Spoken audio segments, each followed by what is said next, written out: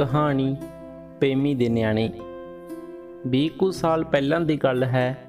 ਮੈਂ 7 ਕੁ ਵਰ੍ਹੇ ਦਾ ਸਾਂ ਤੇ ਮੇਰੀ ਵੱਡੀ ਭੈਣ 11 ਵਰ੍ਹੇ ਦੀ। ਸਾਡਾ ਖੇਤ ਘਰੋਂ ਮੀਲ ਕੁ ਵਿੱਥ 'ਤੇ ਸੀ। ਅੱਧ ਵਿਚਕਾਰੋਂ ਇੱਕ ਜਰਨੈਲੀ ਸੜਕ ਲੰਘਦੀ ਸੀ, ਜਿਸ ਵਿੱਚੋਂ ਜਾਂਗਲੀਆਂ, ਪਠਾਣਾਂ, ਰਾਸ਼ਿਆਂ ਤੇ ਹੋਰ ਪਰਦੇਸੀਆਂ ਦਾ ਕਾਫੀ ਲੰਘਾ ਸੀ। ਅਸੀਂ ਸਭ ਅਣਜਾਣੇ, ਜਿਨ੍ਹਾਂ ਨੂੰ ਰਾਸ਼ਿਆਂ ਤੋਂ ਘਰ ਬੈਠਿਆਂ ਵੀ ਡਰ ਆਉਂਦਾ ਸੀ, ਇਸ ਸੜਕ ਵਿੱਚੋਂ ਦੀ ਕਿਸੇ ਸਿਆਣੇ ਦੇ ਸਾਥ ਤੋਂ ਬਗੈਰ ਲੰਘਣ ਤੋਂ ਬਹੁਤ ਭੈ ਖਾਂਦੇ ਸਾਂ।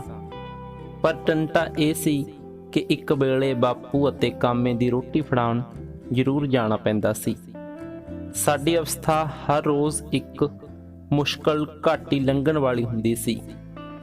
ਅਸੀਂ ਆਮ ਤੌਰ 'ਤੇ ਘਰੋਂ ਹੌਸਲਾ ਕਰਕੇ ਇਕੱਲੇ ਹੀ ਤੁਰ ਪੈਂਦੇ, ਪਰ ਜਦ ਸੜਕ ਤਿੰਨ ਕੁ ਘੁਮਾਉਣ ਦੀ ਵਿੱਥ 'ਤੇ ਰਹਿ ਜਾਂਦੀ ਤਾਂ ਨਹਿਰ ਦਾ ਸੂਆ ਟੱਪਣ ਲੱਗੇ ਪਠੋਰਿਆਂ ਵਾਂਕਰ ਖਲੋ ਕੇ ਆਸੇ-ਪਾਸੇ ਤੱਕਣ ਲੱਗ ਜਾਂਦੇ, ਤਾਂ ਜੋ ਕਿਸੇ ਪਿੰਡੋਂ ਆਉਂਦੇ ਜਾਂਦੇ ਸਿਆਣੇ ਦੀ ਸ਼ਰਨ ਲੈ ਕੇ ਪੈ ਸਾਗਰ ਨੂੰ ਤਰਨ ਯੋਗ ਹੋ ਜਾਈਏ। ਸਾਨੂੰ ਧਾਰਮਿਕ ਸਿੱਖਿਆ ਵੀ ਕੁਝ ਇਸ ਕਿਸਮ ਦੀ ਮਿਲ ਰਹੀ ਸੀ ਕਿ ਅਜਿਹੇ ਡਰ ਸਾਡੇ ਸੁਭਾਵਾਂ ਦਾ ਹਿੱਸਾ ਬਣ ਗਏ ਹਨ। ਹਰ ਰੋਜ਼ ਸ਼ਾਮ ਨੂੰ ਅਸੀਂ ਘਰ ਸਿਆਣਿਆਂ ਕੋਲੋਂ ਨਰਕ ਸੁਰਗ ਦੀਆਂ ਕਹਾਣੀਆਂ ਸੁਣਦੇ। ਸੁਰਗ ਤਾਂ ਸਾਨੂੰ ਖੇਡ ਤੋਂ ਬਾਹਰ ਕਿਤੇ ਘੱਟ ਹੀ ਪ੍ਰਤੀਤ ਹੁੰਦਾ, ਪਰ ਨਰਕ ਦੇ ਹਰ ਥਾਂ ਖੁੱਲ੍ਹੇ ਗੱਫੇ ਮਿਲਦੇ। ਸਭ ਤੋਂ ਵੱਡਾ ਨਰਕ ਮਦਰਸਾ ਸੀ, ਤੇ ਉਸ ਤੋਂ ਕਿਸੇ ਦਿਨ ਛੁੱਟ ਜਾਂਦੇ ਤਾਂ ਖੇਤ ਰੋਟੀ ਦੇਣ ਜਾਣ ਦਾ ਨਰਕ ਪੇਸ਼ ਆ ਜਾਂਦਾ। ਗੱਲ ਕੀ, ਸਾਡੇ ਅਣਜਾਣੇ ਰਾਹ 'ਤੇ ਹਰ ਇੱਕ ਮੋੜ 'ਤੇ ਨਰਕ ਜਾਣੋ ਘਾਤ ਲਾਈ ਖਲੋਤਾ ਹੁੰਦਾ। ਖਬਰੇ ਇਸ ਸੜਕ ਦਾ ਭੈ ਸਾਗਰ ਲੰਘਣ ਕਰਕੇ ਸਾਨੂੰ ਖੇਤ ਜਾਣਾ ਨਰਕ ਲੱਗਦਾ ਸੀ, ਜਾਂ ਖੇਤ ਰੋਟੀ ਲੈ ਜਾਣ ਲੱਗੇ ਇਸ ਸੜਕ ਨੂੰ ਲੰਘਣਾ ਪੈਣ ਕਰਕੇ ਇਹ ਸਾਨੂੰ ਭੈ ਸਾਗਰ ਦਿਖਾਈ ਦਿੰਦਾ ਸੀ। ਮੈਂ ਇਸ ਦੀ ਬਾਬਤ ਯਕੀਨ ਨਾਲ ਕੁਝ ਕਹਿ ਨਹੀਂ ਸਕਦਾ। ਇਹ ਮੈਨੂੰ ਪਤਾ ਹੈ ਕਿ ਖੇਤ ਸੁਰਗ ਸੀ ਤੇ ਰੋਟੀ ਲੈ ਕੇ ਜਾਣ ਦੀ ਖੇਚਲ ਨਰਕ। ਉਹ ਜਰਨੈਲੀ ਸੜਕ ਵਿਚਕਾਰਲਾ ਭੈ ਸਾਗਰ। ਸਿਆਲ ਦੇ ਦਿਨ ਸਨ। ਅਸੀਂ ਦੋਵੇਂ ਭੈਣ ਭਰਾ ਦੁਪਹਿਰ ਦੀ ਰੋਟੀ ਲੈ ਕੇ ਖੇਤ ਨੂੰ ਚੱਲ ਪਏ। ਨਿੱਗੀ ਨਿੱਗੀ ਧੁੱਪ ਪੈ ਰਹੀ ਸੀ। ਅਸੀਂ ਟੁਰੇ ਜਾਂਦੇ ਵੀ ਜਾਣੋ ਸਿਆਲ ਦੀ ਧੁੱਪ ਵਿੱਚ ਨੀਂਦ ਦਾ ਨਿੱਘ ਲੈ ਰਹੇ ਸਾਂ, ਪਰ ਦਿਲ ਵਿੱਚ ਸੜਕ ਲੰਘਣ ਦਾ ਡਰ ਚੂਹੇ ਵਾਂਗ ਕੁਤਰ ਰਿਹਾ ਸੀ। ਅਸੀਂ ਡਰ ਨੂੰ ਦਬਾਉਣ ਦਾ ਇੱਕ ਆਮ ਜਿਹਾ ਤਰੀਕਾ ਵਰਤਣਾ ਚਾਹਿਆ। ਭੈਣ ਮੈਨੂੰ ਇੱਕ ਕਹਾਣੀ ਸੁਣਾਉਣ ਲੱਗੀ। ਇੱਕ ਸੀ ਰਾਜਾ, ਉਹਦੀ ਰਾਣੀ ਮਰ ਗਏ। ਮਰਨ ਲੱਗੀ ਰਾਣੀ ਨੇ ਰਾਜੇ ਨੂੰ ਕਿਹਾ, ਤੂੰ ਮੈਨੂੰ ਇਹ ਕਰਾਰ ਦੇ। ਰਾਜੇ ਨੇ ਪੁੱਛਿਆ, ਕੀ? ਮੈਂ ਕਹਾਣੀ ਵੱਲੋਂ ਧਿਆਨ ਮੋੜ ਕੇ ਪਿਛਾਂਹ ਪਿੰਡ ਨੂੰ ਜਾਂਦੇ ਦੇਖਿਆ ਕਿਸੇ ਹੋਰ ਆਦਮੀ ਨੂੰ ਸਾਡੇ ਰਾਹ ਵੱਲ ਆ ਜਾਣ ਰਿਹਾ ਹੋਵੇ। ਤੂੰ ਸੁਣਦਾ ਨਹੀਂ ਵੀਰ? ਭੈਣ ਨੇ ਮੇਰੇ ਮੋਢੇ ਨੂੰ ਹਲੂਣ ਕੇ ਆਖਿਆ। ਨਹੀਂ, ਮੈਂ ਸੁਣਦਾ, ਮੈਂ ਭਰਾਵਾਂ ਵਾਲੀ ਗੁਸਤਾਖੀ ਨਾਲ ਜਵਾਬ ਦਿੱਤਾ। ਅੱਛਾ। ਜਦੋਂ ਰਾਣੀ ਮਰਨ ਲੱਗੀ ਤਾਂ ਉਸਨੇ ਰਾਜੇ ਨੂੰ ਸੱਦ ਕੇ ਕਿਹਾ, ਤੂੰ ਮੇਰੇ ਨਾਲ ਕਰਾਰ ਕਰ। ਰਾਜੇ ਨੇ ਪੁੱਛਿਆ, ਕੀ? ਰਾਣੀ ਨੇ ਕਿਹਾ, ਤੂੰ ਹੋਰ ਵਿਆਹ ਨਾ ਕਰਾਈ। ਸੱਚ ਮੈਂ ਦੱਸਣਾ ਭੁੱਲ ਗਈ, ਰਾਣੀ ਦੇ 2 ਪੁੱਤ ਤੇ ਇੱਕ ਧੀ ਵੀ ਸੀਗੇ। ਸਾਨੂੰ ਰਾਜਾ ਤੇ ਰਾਣੀ ਆਪਣੇ ਮਾਂ-ਪਿਓ ਵਰਗੇ ਹੀ ਭਾਸਦੇ ਸਨ।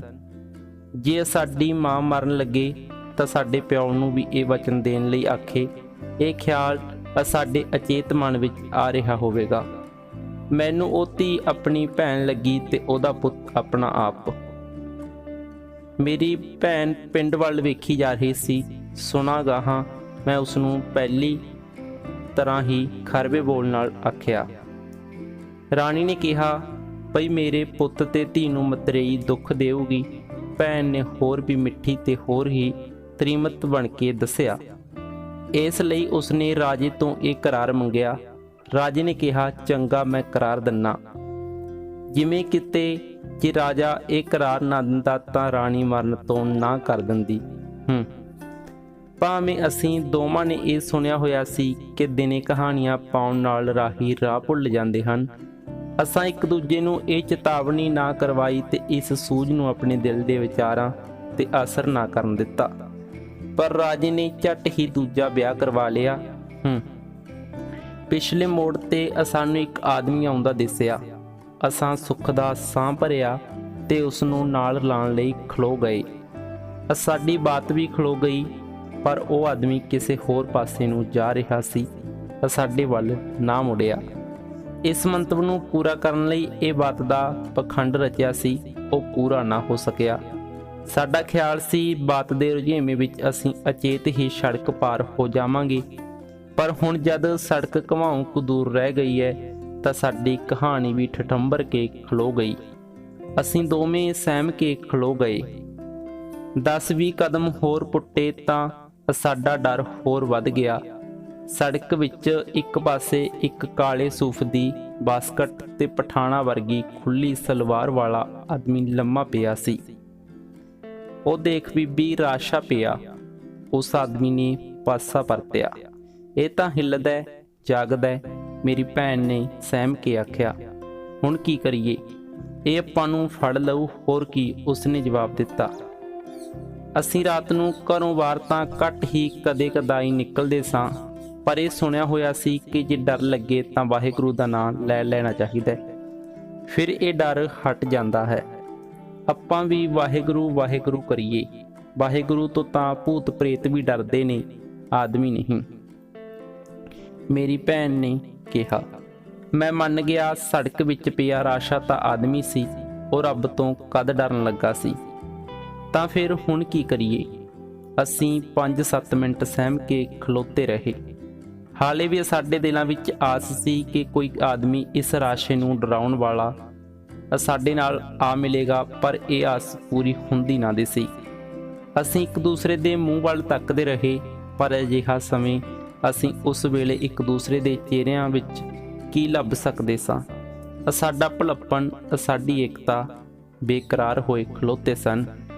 ਕੁਝ ਮਿੰਟਾਂ ਬਾਅਦ ਮੇਰਾ ਰੋਣ ਨਿਕਲ ਗਿਆ। ਮੇਰੀ ਭੈਣ ਨੇ ਪੱਲੇ ਨਾਲ ਮੇਰੇ ਅੱਥਰੂ ਪੁੰਝਦਿਆਂ ਕਿਹਾ, ਨਾ ਵੀਰ, ਰੋਣਾ ਕਿਉਂ ਹੈ? ਆਪਾਂ ਇੱਥੇ ਖਲੋਨੇ ਆ, ਹੁਣੇ ਪਿੰਡੋਂ ਕੋਈ ਆ ਜਾਊ। ਅਸਾਂ ਕੁਝ ਕਦਮ ਸੜਕ ਵੱਲ ਪੁੱਟੇ, ਫਿਰ ਖਲੋ ਗਏ ਤੇ ਫਿਰ ਉਹ ਵੀ 5 ਕਦਮ ਮੁੜ ਆਏ।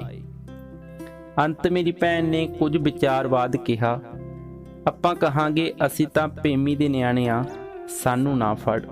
ਉਸ ਦੇ ਮੂੰਹ ਵਿੱਚੋਂ ਪੇਮੀ ਸ਼ਬਦ ਬੜਾ ਮਿੱਠਾ ਨਿਕਲਦਾ ਹੁੰਦਾ ਸੀ। ਹੁਣ ਤਾਂ ਜਦ ਉਹ ਮੇਰੇ ਵੱਲ ਝੁੱਕ ਕੇ ਮੈਨੂੰ ਤੇ ਆਪਣੇ ਆਪ ਨੂੰ ਦਿਲਾਸਾ ਦੇ ਰਹੀ ਸੀ, ਉਹ ਖੁਦ ਪੇਮੀ ਬਣੀ ਹੋਈ ਸੀ। ਮੇਰੇ ਦਿਲ ਨੂੰ ਢਾਰਸ ਵੱਜ ਗਈ। ਰਾਸ਼ੇ ਨੂੰ ਜਦ ਪਤਾ ਲੱਗੇਗਾ ਕਿ ਅਸੀਂ ਪੇਮੀ ਦੇ ਨਿਆਣੇ ਹਾਂ ਤਾਂ ਉਸ ਸਾਨੂੰ ਕੁਝ ਨਹੀਂ ਆਖੇਗਾ, ਨਹੀਂ ਪਕੜੇਗਾ। ਜਿਵੇਂ ਕੰਬਦਾ ਹਿਰਦਾ ਤੇ ਥਿੜਕਦੇ ਪੈਰ ਵਾਹਿਗੁਰੂ ਵਾਹਿਗੁਰੂ ਕਹਿੰਦੇ ਸ਼ਮਸ਼ਾਨ ਭੂਮੀ ਵਿੱਚੋਂ ਗੁਜ਼ਰ ਜਾਂਦੇ ਹਨ, ਉਵੇਂ ਹੀ ਅਸੀਂ ਪੇਮੀ ਦਾ ਨਾਂ ਲੈ ਕੇ ਸੜਕ ਪਾਰ ਹੋ ਗਏ। ਰਾਸ਼ਾ ਉਸੇ ਤਰ੍ਹਾਂ ਉੱਥੇ ਪਿਆ ਰਿਹਾ।